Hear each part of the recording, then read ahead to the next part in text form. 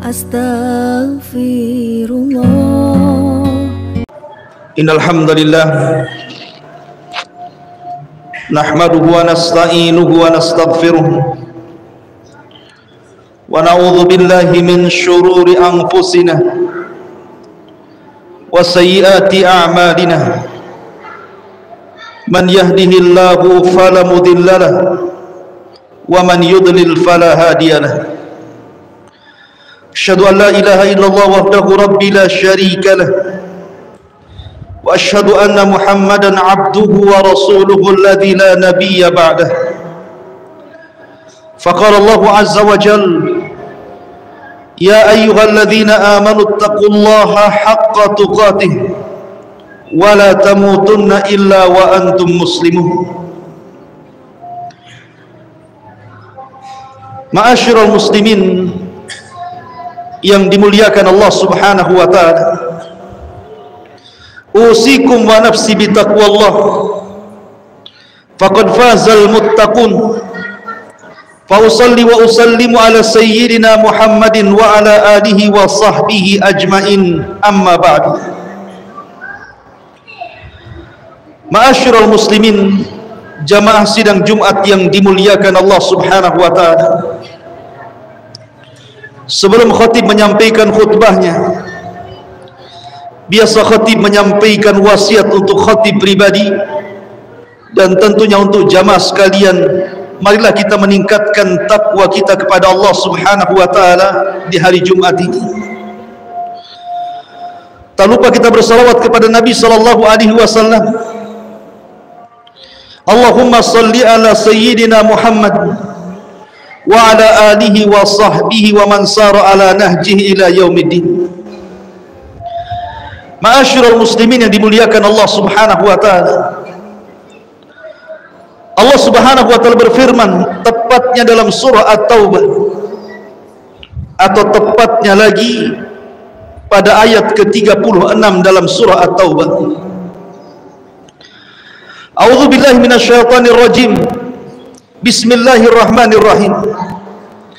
Inna iddatasy syuhuri indallahi 12 syahran fi kitabillah yauma khalaqas samawati wal ard minha arba'atun hurum dzalikad dinul qayyim fala tadlimu fihinna anfusakum. Allah Subhanahu wa taala berfirman, sesungguhnya bilangan bulan dalam setahun itu jumlahnya 12 bulan tatkala Allah menciptakan langit dan bumi. Itulah agama Allah yang lurus. Oleh karena itulah maka jangan pernah kalian melakukan kezaliman di 4 bulan dari 12 bulan yang Allah sudah tentukan, yang disebut dengan Ashhurul Hurum, bulan-bulan mulia. Minha arba'atun hurum, dari 12 bulan itu ada 4 bulan mulia yang disebut dengan Ashhurul Hurum. Nabi SAW ketika menjelaskan makna arba'atun hurum, 4 bulan yang disebut dengan bulan-bulan mulia tersebut, kata Nabi SAW, salasatun mutawaliyatun Dzulqa'dati wa Dzulhijjati wal Muharram war Rajabul Mudhar bainal Jumada wa Sya'ban. Yang dimaksud 4 bulan yang mulia dan suci itu, kata Nabi SAW, letaknya 3 berturut-turut dan 1 terpisah. Adapun yang berturut-turut, pertama bulan Dzulqa'dah, dan sekarang kita berada di bulan Dzulqa'dah. Kemudian bulan Dzulhijjah, kemudian bulan Muharram, dan ini berturut-turut. Dzulqa'dah, Dzulhijjah, Muharram, ini bulan-bulan mulia. Dan 1 terpisah, kata Nabi SAW, bulan Rajab, bulan di antara Jumadil Akhir dan juga bulan Sya'ban. Artinya kita berada di bulan hurum, bulan yang sangat mulia. Maka siapapun yang memuliakan bulan-bulan hurum, maka Allah Subhanahu wa taala akan muliakan dia. Dan siapapun yang menghina atau merendahkan bulan-bulan hurum, maka jangan salahkan kalau Allah subhanahu wa ta'ala merendahkannya. Ma'asyiral muslimin yang dimuliakan Allah azza wa jalla, dari bulan-bulan hurum atau bulan-bulan suci ini, tentu yang paling utama dan yang paling afdal adalah bulan Dzulhijjah. Maka pada kesempatan khutbah kali ini kita akan membicarakan tentang fadlu syahri Dzulhijjah, keutamaan bulan Dzulhijjah, bulan yang jatuh setelah bulan Dzulqa'dah. Artinya kita berada di permulaan bulan Dzulqa'dah, dan setelah bulan Dzulqa'dah ini kita akan menghadapi bulan Dzulhijjah. Kenapa saya tertarik ingin menjelaskan keutamaan bulan Dzulhijjah? Karena di bulan Dzulhijjah ini ada hari-hari di dalam dunia yang jauh lebih baik dibandingkan hari-hari yang lainnya, yang disebut dengan Ashru Dzulhijjah, 10 awal bulan Dzulhijjah. Ma'asyiral muslimin yang dimuliakan Allah subhanahu wa ta'ala, Abdullah ibn Abbas radhiyallahu anhuma meriwayatkan sebuah hadis dari Nabi sallallahu alaihi wasallam, "Ma min ayyamin al-'amalu salihu ahabbu ila Allah min hadhihi al-ayyam al-ashr." Qalu ya Rasulullah, wala al-jihad fi sabilillah. Qala wala al-jihad fi sabilillah illa kharaja rajulun bi nafsihi wa mali wa lam yarji min dhalika bi syai'in. Kata Nabi SAW, tidak ada hari-hari dalam setahun yang kalau kita beramal saleh lebih dicintai oleh Allah dibandingkan orang yang beramal saleh di hari-hari yang 10 ini. Maksudnya 10 awal bulan Dzulhijjah. Kemudian sahabat bertanya kepada Nabi SAW, Rasul, apakah orang yang beramal saleh di 10 awal bulan Dzulhijjah itu pahalanya sama dengan orang yang berjihad? Kata Nabi SAW, tidak. Bahkan orang yang beramal saleh di 10 awal bulan Dzulhijjah jauh lebih istimewa dibandingkan orang yang berjihad di jalan Allah subhanahu wa ta'ala. Kecuali kalau seandainya orang yang berjihad ini keluar membawa jiwanya, keluar membawa hartanya, kemudian tidak kembali alias mati syahid, baru sebanding pahalanya. Ma'asyiral muslimin yang dimuliakan Allah azza wa jalla, perhatikan hadis Abdullah ibn Abbas radhiyallahu anhu ini. Bagaimana Nabi SAW membandingkan satu amalan yang anda lakukan di 10 awal bulan Dzulhijjah sama dengan orang yang mati syahid. Artinya kalau orang hanya berjihad saja, berperang di jalan Allah, tapi masih pulang membawa jiwa dan raganya, berarti tidak sebanding pahala orang yang beramal di permulaan bulan Dzulhijjah jauh lebih besar dibandingkan orang yang berangkat berjihad, berperang walaupun meregang nyawa. Kenapa para sahabat Nabi SAW membandingkan amalan di 10 awal bulan Dzulhijjah dengan pahala jihad? Bukankah amalan selain jihad itu banyak?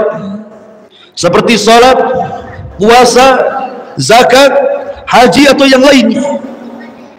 Karena di mata para sahabat tidak ada amalan yang jauh lebih mulia, yang merupakan sanamul Islam, puncak daripada Islam, melebihi jihad di jalan Allah subhanahu wa ta'ala.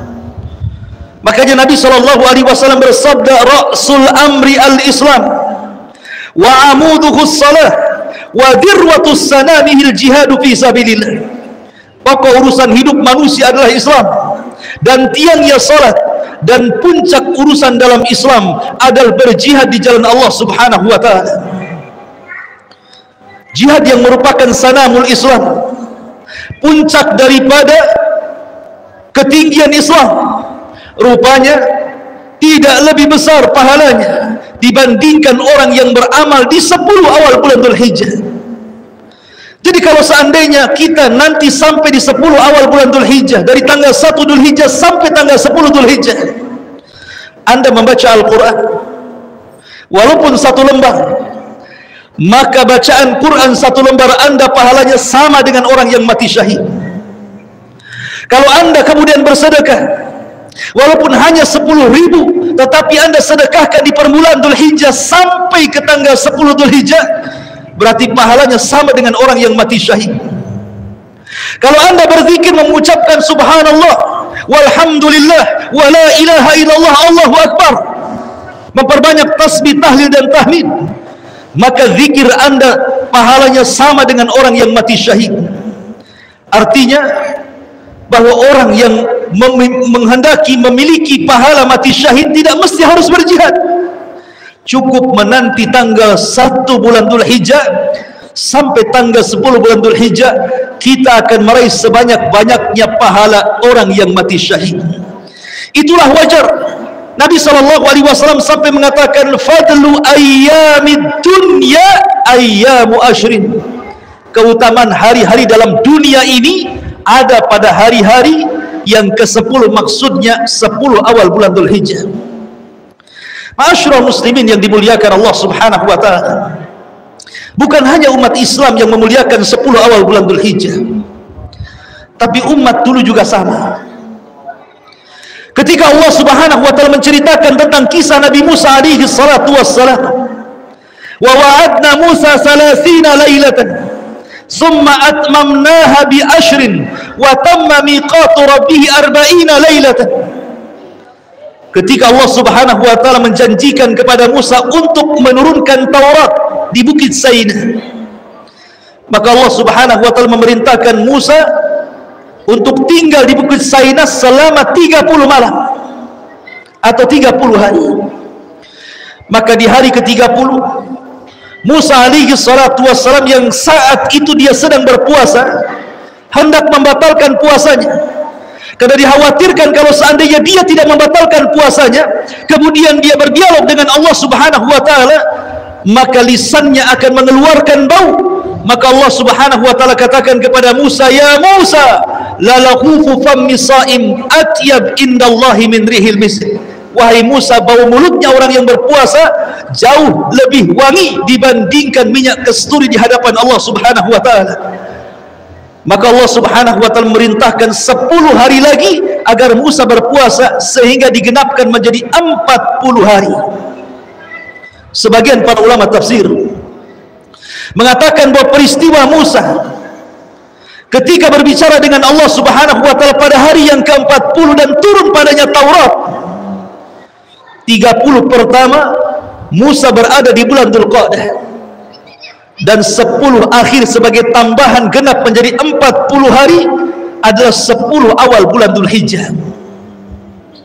Artinya bulan Dhul Hijjah adalah bulan bersejarah di mana Musa alaihi salatu wassalam berdialog dengan Allah Subhanahu wa taala dan turun padanya kitab yang pertama kali dari kitab-kitab yang langit yang turun ke bumi, kitab Taurat. Kitab Taurat turun kepada Musa alaihi salatu wassalam tepat pada tanggal atau pada hari ke-40, atau dengan kata lain tepat pada tanggal 10 bulan Dhul Hijjah, atau disebut dengan hari Ashura, tanggal 10 bulan Dhul Hijjah. Ma'asyiral muslimin yang dimuliakan Allah Subhanahu wa taala, belum lagi keistimewaan yang lainnya. Di bulan Dhul Hijjah, kata Al-Hafidz Ibnu Hajar rahimahullahu taala, kalau kita melihat sisi siangnya, maka 10 awal bulan Dhul Hijjah jauh lebih utama dibandingkan 10 akhir bulan Ramadan. Ketika Allah Subhanahu wa taala berfirman, wal fajri wa layalin ashri, demi waktu fajar dan demi malam-malam yang 10. Ada yang mengatakan malam-malam yang 10 adalah 10 akhir Ramadan. Ada juga yang mengatakan ahli tafsir bahwa yang dimaksud malam yang ke-10 adalah 10 awal bulan Dhul Hijjah. Lalu mana yang lebih utama? 10 akhir Ramadan ataukah 10 awal bulan Dhul Hijjah? Kata para ulama, kalau dilihat dari siangnya, maka 10 awal bulan Dzulhijjah jauh lebih mulia dibandingkan 10 akhir Ramadan. Tapi kalau dilihat dari malamnya, maka 10 akhir Ramadan jauh lebih mulia dibandingkan 10 awal bulan Dzulhijjah, karena 10 akhir Ramadan ada malam Lailatul Qadar. Tetapi kenapa kemudian siangnya lebih istimewa dibandingkan 10 akhir Ramadan, 10 awal bulan Dzulhijjah? Kata Al-Hafidz Ibnu Hajar rahimahullahu taala, lijtima'i usulil ibadati fiha. Karena di 10 awal bulan Dzulhijjah terkumpul semua ibadah padanya, terkumpul arkanul Islam. Rukun-rukun Islam bisa dikumpulkan di 10 awal bulan Dzulhijjah dan tidak bisa dikumpulkan di 10 akhir Ramadan. Di 10 akhir Ramadan Anda bisa bersyahadat, Anda bisa berpuasa, Anda bisa zakat, tapi Anda tidak bisa haji. Tapi di 10 awal bulan Dzulhijjah Anda bisa bersyahadat, Anda bisa salat, Anda bisa berpuasa, Anda bisa haji, sehingga arkanul Islam bisa dilakukan di 10 awal bulan Dzulhijjah. Itulah kenapa kemudian 10 awal bulan Dzulhijjah disebut ayyamid dunya, seutama-utama hari di dunia ini. Oleh karena itu jangan pernah diremehkan 10 awal bulan Dzulhijjah yang 3 minggu lagi mungkin kita akan sampai di hari tersebut. Ma'asyiral muslimin, jamaah salat Jumat yang dimuliakan Allah Subhanahu wa taala. Apalagi di 10 awal bulan Dzulhijjah ada yang disebut dengan hari Arafah, hari di mana yang disebut Hajjul Akbar, hari haji besar, di mana ribuan kaum muslimin berkumpul di Arafah memanjatkan ampunan kepada Allah Subhanahu wa taala, sehingga Allah turun dan menurunkan rahmatnya. Kata Nabi SAW, tidak pernah syaitan merasa terhina di hadapan Allah melebihi ketika dia melihat hamba-hamba Allah istighfar pada hari Arafah. Dan itu ada di 10 awal bulan Dzulhijjah. Kemudian juga di 10 awal bulan Dzulhijjah ada yang disebut dengan Yaumun Nahri, hari penyembelihan kurban, yang disebutkan oleh Nabi SAW. Tidak ada hari yang lebih istimewa di hadapan Allah Subhanahu wa taala dibandingkan hari saat Anda menumpahkan darah kurban. Itulah Yaumun Nahri. Ketika Nabi SAW di hadapan para sahabatnya mengatakan, tepat pada tanggal 10 bulan Dzulhijjah, kata Nabi SAW, tahukah kalian hari apa ini? Sahabat mengatakan, Allah dan Rasulnya yang tahu. Maka Nabi SAW mengatakan, bukankah ini hari penyembelihan kurban? Maka sahabat mengatakan, tentu wahai Rasul. Kemudian Rasul mengatakan, tahukah kalian bulan apa ini? Maka sahabat mengatakan, Allah dan Rasulnya yang tahu. Kata Nabi SAW, bukankah ini bulan Dzulhijjah? Maka sahabat mengatakan, iya wahai Rasul. Kemudian Nabi SAW mengatakan, tahukah kalian tempat ini maksudnya Al-Haram? Maka kemudian sahabat mengatakan, Allah dan Rasul yang tahu. Maka Rasul mengatakan, bukankah ini Baladul Haram? Maka Nabi SAW mengatakan, inna dima'akum wa amwalakum wa a'radakum haramun ka hurmati yaumikum hadha fi syahrikum hadha fi baladikum hadha. Kata Nabi SAW, ingatlah darah-darah kalian, harta-harta kalian, kehormatan kalian haram untuk ditumpahkan, untuk diambil, untuk dirobek, seperti haramnya hari ini, maksudnya hari Arafah, seperti haramnya bulan ini, maksudnya bulan Dzulhijjah, seperti haramnya negeri ini, maksudnya Baladul Haram, Makkah Al-Mukarramah. Itulah keutamaan 10 awal bulan Dzulhijjah. Oleh karena itu, ma'asyiral muslimin yang dimuliakan Allah Subhanahu wa taala, apa yang harus kita hadapi, apa yang harus kita siapkan untuk menjelang 10 awal bulan Dzulhijjah? Yang pertama, bertobatlah kepada Allah Subhanahu wa taala. Yang kedua, jauhi dosa. Karena siapapun yang melakukan perbuatan dosa di bulan-bulan suci Dzulqa'dah, Dzulhijjah dan Muharram, maka dosanya atau besar dosanya akan dilipat gandakan dibandingkan Anda melakukan dosa di luar bulan-bulan suci. Kalau seandainya di bulan ini, bulan Dzulqa'dah atau nanti bulan Dzulhijjah, Anda melakukan dusta, dusta berdusta, berdosa, ghibah berdosa, hasad berdosa. Tapi kalau seandainya dilakukan di bulan Dzulqa'dah, Dzulhijjah ataupun Muharram, maka dosa ghibah jauh lebih besar, dosa dusta jauh lebih besar, dosa hasad jauh lebih besar, dan begitu seterusnya.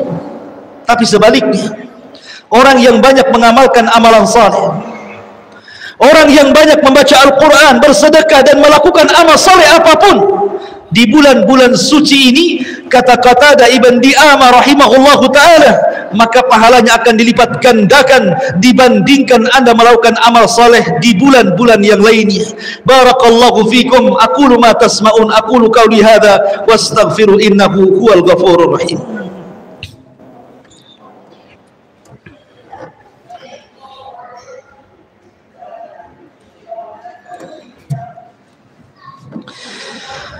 Alhamdulillah wassalatu wassalamu ala rasulillah wa ala alihi wa sahbihi wa mawalah wa la hawla wa la quwata illa billahi wa ba'du. Lalu apa sunnah yang disunnahkan Rasul apabila kita menginjak di permulaan bulan Dzulhijjah 1 sampai 10 Dzulhijjah? Yang pertama, perbanyak zikir. Sebagaimana Nabi SAW bersabda, fa'akthiru fihinna minat tahlili wat takbiri wat tasbih.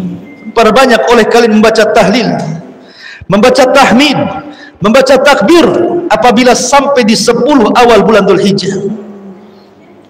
Terutama bertakbir, membaca Allahu Akbar, Allahu Akbar, Allahu Akbar, Allahu Akbar, la ilaha illallah, Allahu Akbar, Allahu Akbar walillahil hamd.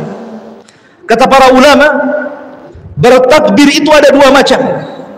Ada takbir mutlak, ada takbir muqayyad. Adapun takbir mutlak, anda boleh bertakbir ketika masuk di permulaan bulan Dzulhijjah. Tanggal 1 Dzulhijjah anda boleh bertakbir. Anda boleh bertakbir di siang hari, anda boleh bertakbir di sore hari, anda boleh bertakbir di malam hari, di pagi hari, mutlak apapun. Sebagaimana Abdullah ibn Umar radhiyallahu anhu bertakbir sehingga Mina bergoncang dengan takbirnya para sahabat Nabi SAW. Kemudian ada takbir muqayyad, dan itu takbir dimulai ketika terbenamnya matahari pada tanggal 9 bulan Dzulhijjah dan masuknya pada tanggal 10 bulan Dzulhijjah, atau disebut dengan Idul Adha, sampai ayyamut tasyrik 11, 12 dan 13 disebut ayyamut tasyrik. Disitulah takbir muqayyad. Artinya yang pertama disunnahkan adalah bertakbir dan berzikir kepada Allah Subhanahu wa taala. Kemudian yang kedua, memperbanyak puasa. Ada 2 riwayat yang sangat bertentangan, tetapi kemudian para ulama berusaha menjamaknya. Pertama, riwayat Hafsah mengatakan Nabi SAW berpuasa pada 10 awal bulan Dzulhijjah. Tapi Aisyah radhiyallahu anha mengingkari bahwa Rasul tidak berpuasa. Kedua-duanya sama-sama istri Nabi SAW. Hafsah mengatakan Rasul berpuasa, Aisyah mengatakan tidak berpuasa, dan dua-duanya sahih. Maka Al-Hafidz Ibnu Hajar rahimahullahu ta'ala ingin menggabungkan keduanya, bahwa boleh seseorang itu kadang-kadang berpuasa, kadang-kadang tidak. Kita boleh berpuasa dengan puasa-puasa yang warid, yang sampai kepada kita seperti puasa Daud atau puasa Senin Kamis, puasa-puasa yang disyariatkan kepada kita oleh Allah Subhanahu wa ta'ala dan Rasulnya. Kemudian yang ketiga, memperbanyak salat. Tentu yang dimaksud selain daripada salat wajib, salat sunnah. Kemudian juga bersedekah, karena bagaimanapun sedekah di bulan-bulan suci pahalanya jauh lebih besar dibandingkan sedekah di bulan-bulan yang lainnya. Kemudian bagi anda yang memiliki keleluangan rizki dari Allah Subhanahu wa ta'ala, maka anda bisa berkurban. Dan tidak ada harta yang lebih baik dibandingkan harta yang digunakan untuk membeli hewan kurban. Makanya ketika Allah Subhanahu wa ta'ala selalu mengiringkan kalimat salat dengan kurban di dalam Al-Quran, seperti Allah mengatakan, fasalli li rabbika wanhar, salatlah engkau kepada Rabbmu dan berkurbanlah. Qul inna salati wa nusuki wa mahyaya wa mamati lillahi rabbil alamin. Katakan sungguh salatku dan kurbanku. Selalu Allah menyebut satu nafas antara ibadah salat dan kurban. Kenapa? Sebab kalau kita bicara ibadah badan, tidak ada ibadah yang lebih mulia melebihi salat. Tapi kalau kita bicara ibadah harta, maka tidak ada yang lebih mulia dibandingkan kurban pada waktunya. Kalau seandainya Allah takdirkan dari sekarang Anda bisa mengumpulkan uang untuk membeli hewan kurban, berkurbanlah. Karena sesungguhnya tidak ada ibadah harta yang lebih afdal melebihi ibadah kurban. Karena kurban hakikatnya mendekatkan diri kita kepada Allah Subhanahu wa taala. Dan bagi Anda yang mungkin memiliki kelebihan yang rezeki yang lebih lagi, Anda bisa pergi haji dan juga umrah sebagaimana yang dilakukan Nabi sallallahu alaihi wasallam. Innallaha wa malaikatahu yusalluna 'alan nabi ya ayyuhalladzina amanu sallu alaihi wa sallimu taslima. Allahumma ighfir lil muslimina wal muslimat wal mu'minina wal mu'minat al ahya'i minhum wal amwat innahu qaribun mujibu da'wa ya qadiyal hajah. Allahumma arinal haqqa haqqa warzuqna ittiba'ah wa arinal batila batila warzuqna istinabah. Allahumma nas'aluka al-huda wat tuqa wal afafa wal ghina. Allahumma nas'aluka khaira ajilihi wa ajili ma alimna minhu wa ma lam na'lam wa na'udzubika minasy syarri ajilihi wa ajili ma alimna minhu wa ma lam na'lam. Allahumma na'udzubika an nusyrika bika wa nahnu na'lam wa na'udzubika bima la na'lam. Allahumma rabbana zalamna anfusana wa illam taghfir lana wa tarhamna lanakunanna minal khasirin. Rabbana atina fid dunya hasanah wa fil akhirati hasanah wa qina adzabannar. Wa sallallahu ala sayyidina Muhammadin wa ala alihi wa sahbihi ajmain. Qumu lis salatil jum'ah rahimakumullah.